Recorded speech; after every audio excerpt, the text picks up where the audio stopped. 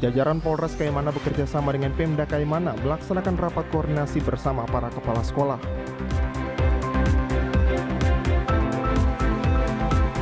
Gubernur berharap tahun 2022 Dinas Penanaman Modal dan PTSP Papua Barat harus maju dan berkembang dengan menerapkan pola kerja teamwork.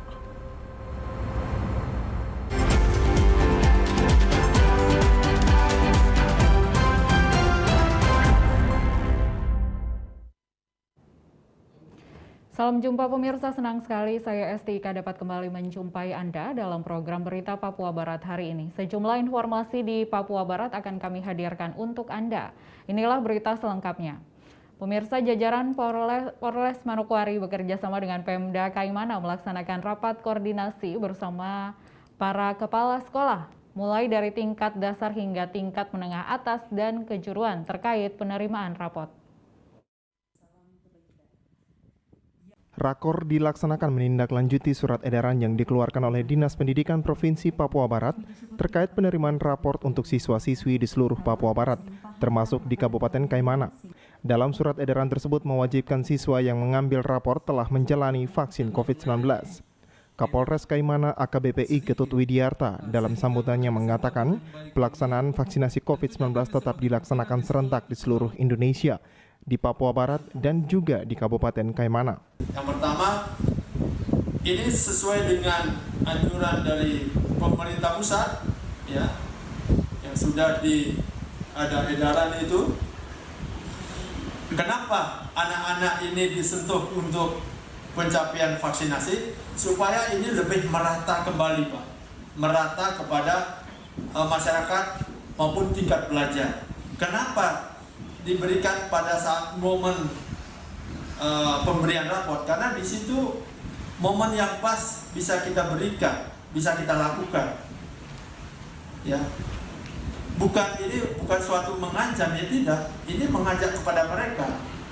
Dalam momen itulah kita bisa data kembali. Bagi yang sudah, ya nggak masalah. Bagi yang belum, ya kita ajak.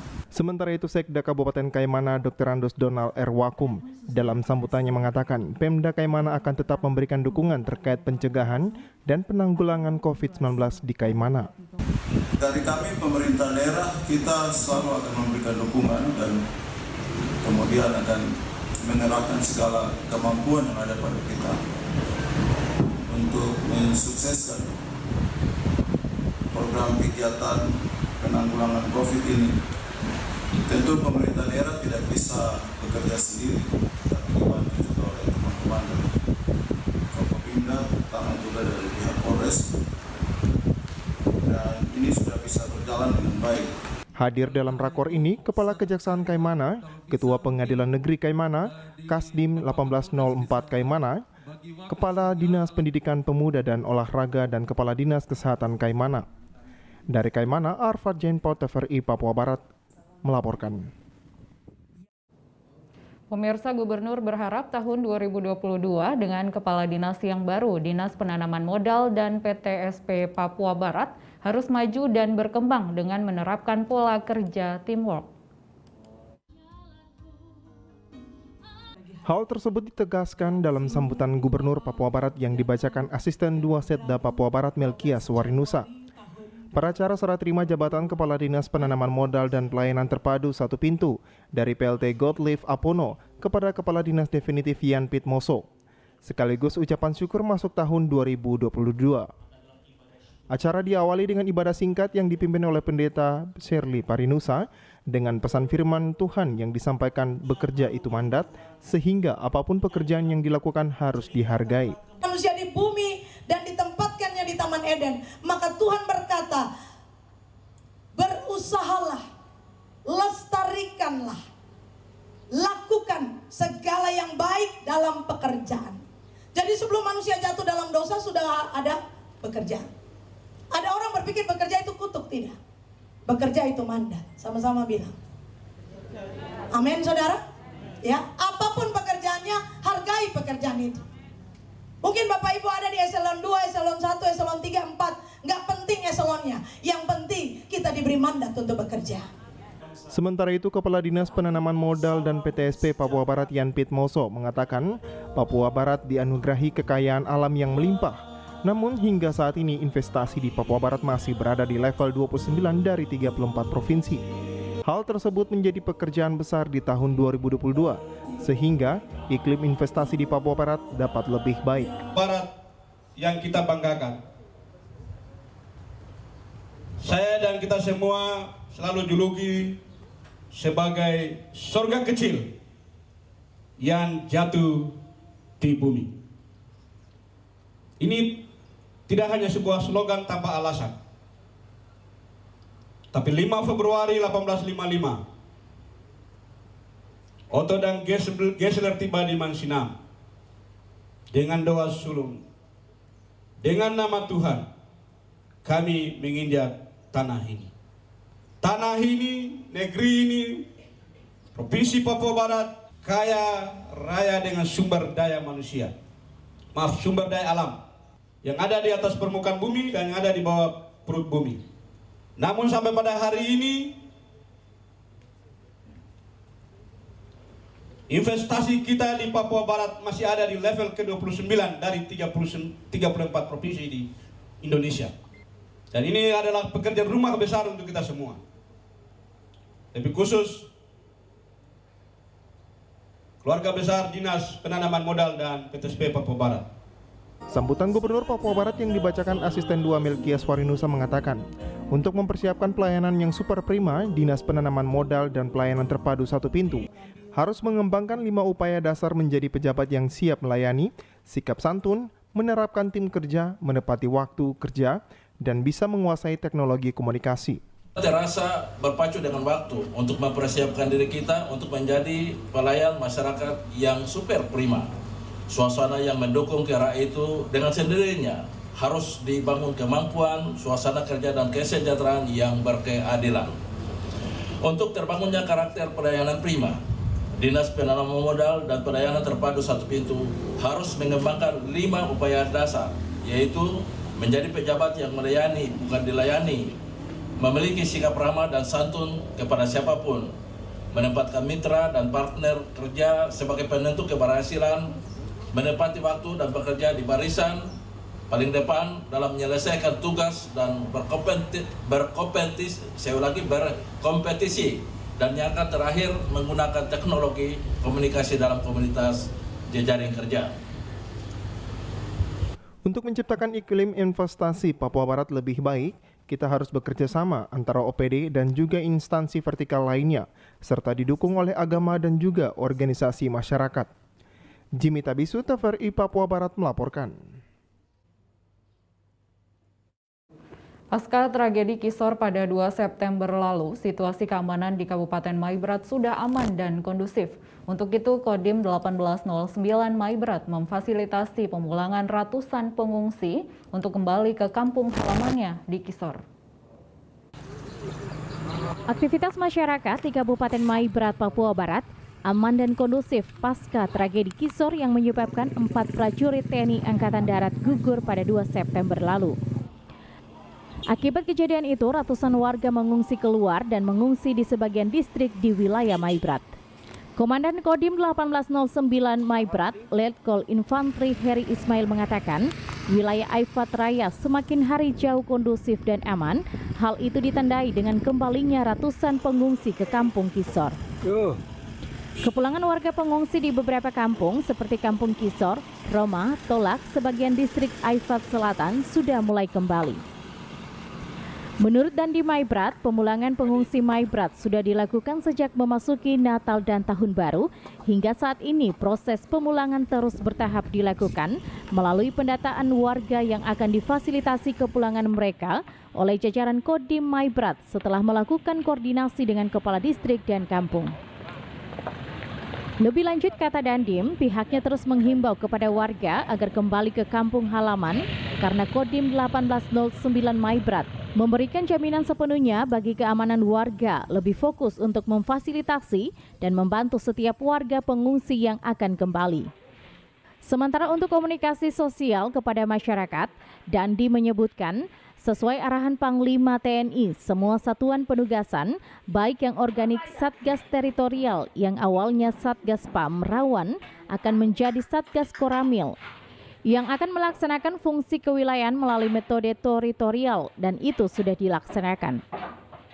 Situasi sudah jauh lebih kondusif dan kita selalu mengimbau masyarakat kembali karena kita memberikan jaminan sepenuhnya untuk keamanan mereka.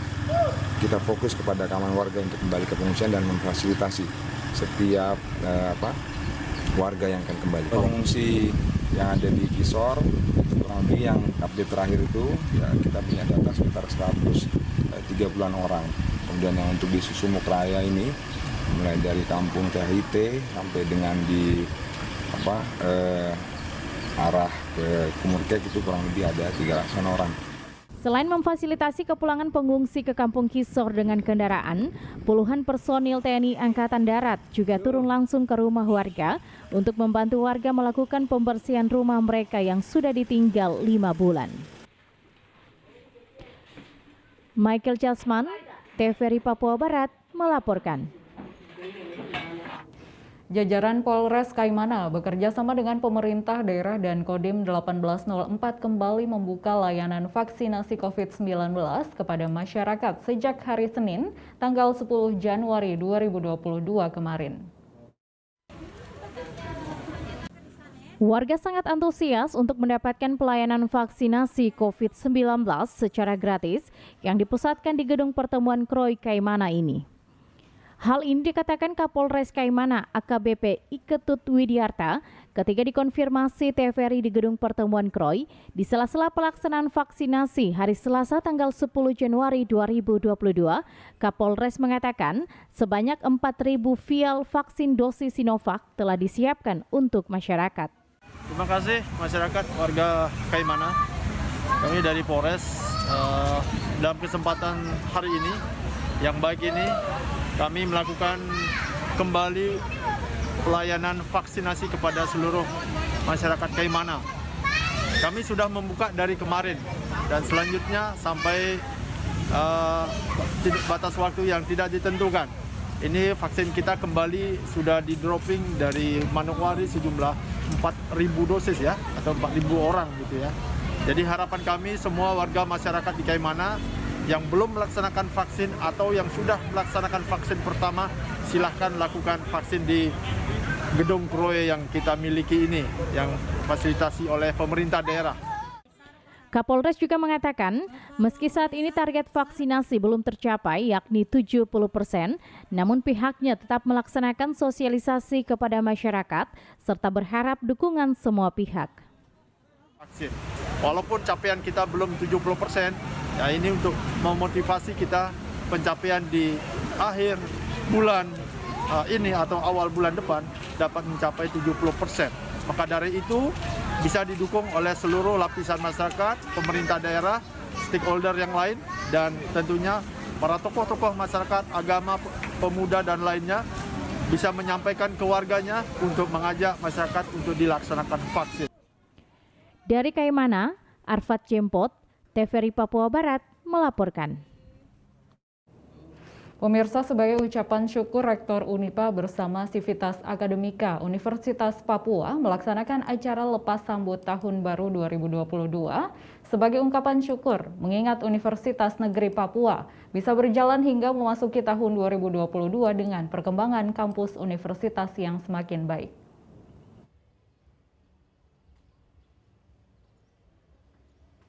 Lepas sambut tahun 2022 yang dilaksanakan Universitas Papua di Gedung Rektorat bertujuan merangkul sekaligus bersilaturahmi bersama internal keluarga besar Universitas Papua dengan tema Kita Wujudkan Transformasi dan Restorasi Unipa menuju universitas yang maju dan berdaya saing. Rektor Universitas Papua, Meki Sagrim dalam sambutannya berterima kasih kepada semua Civitas Akademi Universitas Papua karena semua dukungannya hingga berapa prestasi bisa diterima oleh Universitas Papua. Salah satunya di akhir tahun 2021, Universitas Papua bisa mendapatkan akreditasi baik. Selanjutnya akan dilaksanakan proses asesmen lapangan. Diharapkan untuk semua dapat mendukung agar Unipa bisa terakreditasi B atau bisa terakreditasi. Kemudian yang terakhir, saya ucapkan terima kasih banyak kepada kita semua atas kerja keras kita kebersamaan, kekompakan kita, hasil asesmen kecukupan, Universitas Papua sudah masuk universitas yang diakreditasi atau terakreditasi PAN-PT. Itu tanggal. Ya, surat keputusan dari Badan Akreditasi Nasional Perguruan Tinggi sudah keluar dan kita masuk kategori baik. Itu untuk sementara. Oleh karena itu, mari kita sama-sama bekerja keras mempersiapkan segala yang diperlukan dalam rangka proses asesmen lapangan. Rektor Universitas Papua juga meminta dukungan kepada Civitas Academy untuk menyukseskan beberapa agenda penting di tahun 2022, salah satunya akreditasi institusi. Kepada kita semua, atas upaya kerja keras ini, mari kita terus satukan hati kita, kekuatan kita, pikiran kita, energi kita untuk menyukseskan beberapa agenda penting yang ada di depan mata kita di tahun 2022 ini.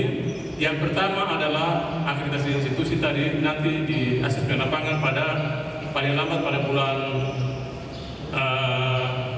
Maret yang akan datang. Satu lagi, program studi profesi dokter pada Fakultas Kedokteran Universitas Papua, izin profesi ini sudah keluar. Dengan demikian, tahun 2023 dokter-dokter atau calon dokter yang kuliah di Fakultas Kedokteran sudah bisa dilantik jadi dokter penuh. Itu juga hal yang positif yang kita selama ini sudah kerja secara bersama-sama untuk menghasilkan hal yang baik untuk universitas ini. Kiranya dengan semangat dan kekuatan tahun 2022 ini kita sama-sama akan bekerja dengan sungguh-sungguh, jaga kekompakan, ya, semangat, hati yang gembira itu akan menjadi energi tersendiri untuk kita maju bersama-sama untuk menjadikan Universitas Papua menjadi universitas yang maju dan berdaya saing. Jumlah program studi di Universitas Papua ada 53, sehingga Rektor berharap di tahun 2022 seluruh Civitas Academy dapat bersama bergandengan tangan memajukan Universitas Papua. Jimmy Tabisu, TVRI Papua Barat melaporkan.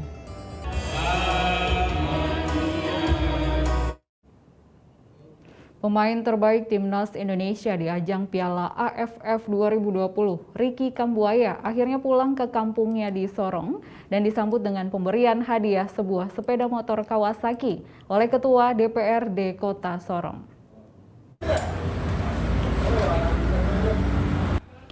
Setelah menjalani karantina di Jakarta usai laga final AFF Suzuki Cup, pemain Timnas Indonesia Ricky Kambuaya akhirnya pulang ke kampungnya ke Kota Sorong, Papua Barat, Senin 10 Januari 2021. Kesuksesan Ricky Kambuaya dalam karir bersama Timnas Indonesia dan membawa harum nama Papua mendapat apresiasi dari ex-klub Ricky, Persikos Kota Sorong dan DPRD Kota Sorong, Papua Barat. Tak tanggung-tanggung, Ricky langsung dihadiahi sebuah motor oleh ex-klub Ricky Persikos Kota Sorong dan Ketua DPRD Kota Sorong.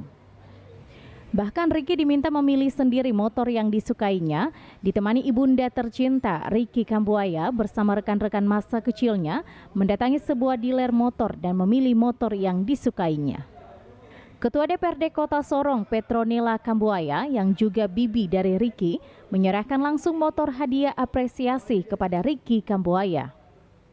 Petronella Kambuaya, Ketua DPRD Kota Sorong mengaku sangat bangga dengan prestasi yang diraih oleh keponakannya Ricky Kambuaya, di mana prestasi tersebut telah membawa kebanggaan tersendiri bagi orang asli Papua.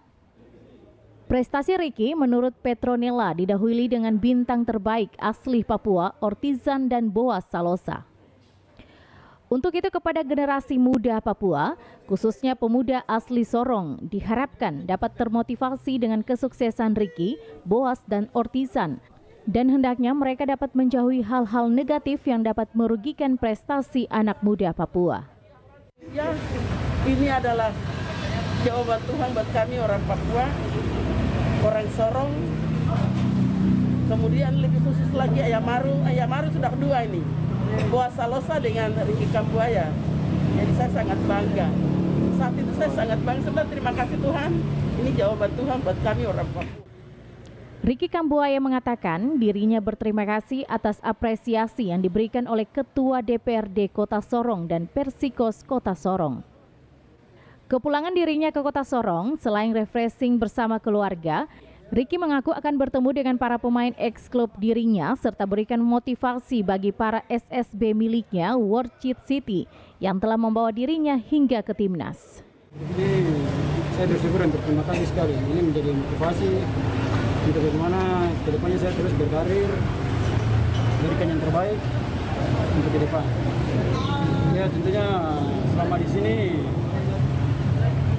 selain kemarin bertanding di agenda timnas, pertama mungkin saya refreshing sedikit untuk beberapa hari di sini. Setelah itu paling tentu ada saya punya SSB, yaitu SSB World City, generasi yang harus saya kasih motivasi atau kasih semangat karena mereka semangat melihat saya telah berhasil sampai dari perjalanan dari SSB yang tidak dikenal sampai langsung bisa ada di timnas, banggakan timnas, jadi menjadi motivasi semangat untuk mereka pribadi. Jadi selain refreshing, ada beberapa agenda yaitu semangat motivasi kepada mereka lagi. Sementara itu, ibu kandung Ricky Kambuaya, Yohana Kambu, mengaku bersyukur atas kesuksesan anaknya. Dia meminta Ricky tetap rendah hati dan terus berjuang bagi nama besar Indonesia di kancah internasional, serta yang utama adalah takut akan Tuhan. Sebanyak untuk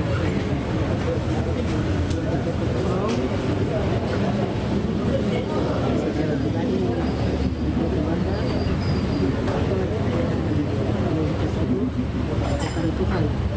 Semua yang terjadi ini hanya Tuhan. Ini adalah anak yang lahir di tengah ibadah. Ricky rencananya akan berada di Kota Sorong selama 2 hari, di mana Ricky akan melakukan pertemuan dengan para anak-anak di SSB World City untuk memberikan sejumlah motivasi. Michael Jasman, TVRI Papua Barat, melaporkan. Informasi tadi sekaligus menutup jumpa kita dalam program Berita Papua Barat hari ini. Kami tetap mengajak Anda untuk mencegah penyebaran COVID-19 dengan cara memakai masker, mencuci tangan pakai sabun dengan air yang mengalir, menjaga jarak, menjauhi kerumunan, serta membatasi mobilitas, dan bersedia divaksin sesuai kebijakan pemerintah. Indonesia pulih karena aku, Indonesia pulih karena kamu, Indonesia pulih karena kita. Dan mewakili kerabat kerja yang bertugas, saya Esti Ika mengucapkan terima kasih dan sampai jumpa.